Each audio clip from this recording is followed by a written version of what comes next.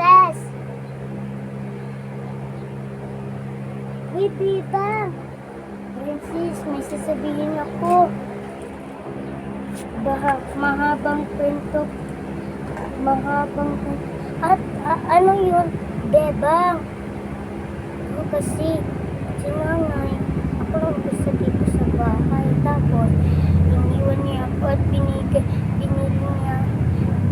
niya sa akin ang cellphone ni mama niya pala gabi. Sige, dito ko muna matira.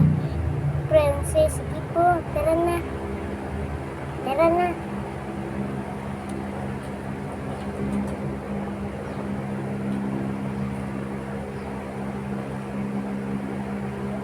Princess, inom ka naman tubig ko.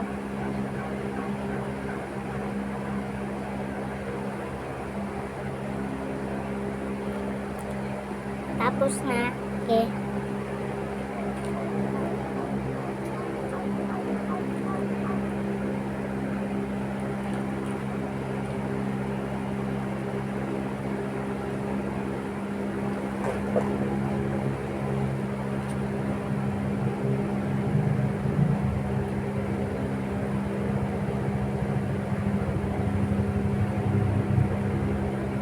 Bebang, my princess.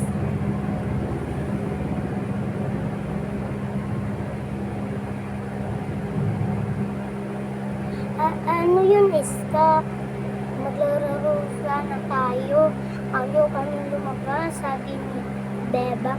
Bakit naman? Kasi mababantay ka ng bahay. Sige, sabi ako.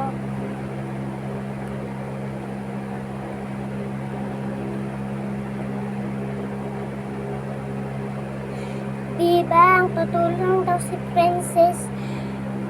Kasi si Iska magbantay ng bahay niyo. Sige.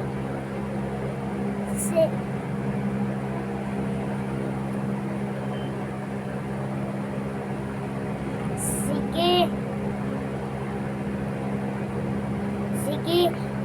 Papayagin natin siya. Basta huwag kayong magdumi-dumi dito sa bahay. Bibang, asan ka? Nandito ako sa sala. Uy, Bibang, magsasabihin ako. Maglaro tayo ng tago-taguan. Sige. Ako kaya tago-tago ang maliwanag ang buwan. Mula sa likod, mula sa harap. Pagkakas ka ng ating play. Bibang. Bibang.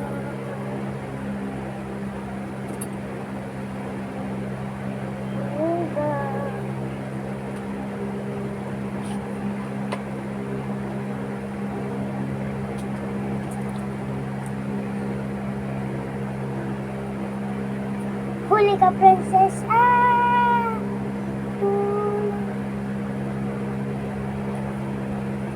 Sige na, ayaw na ako. Iyayakan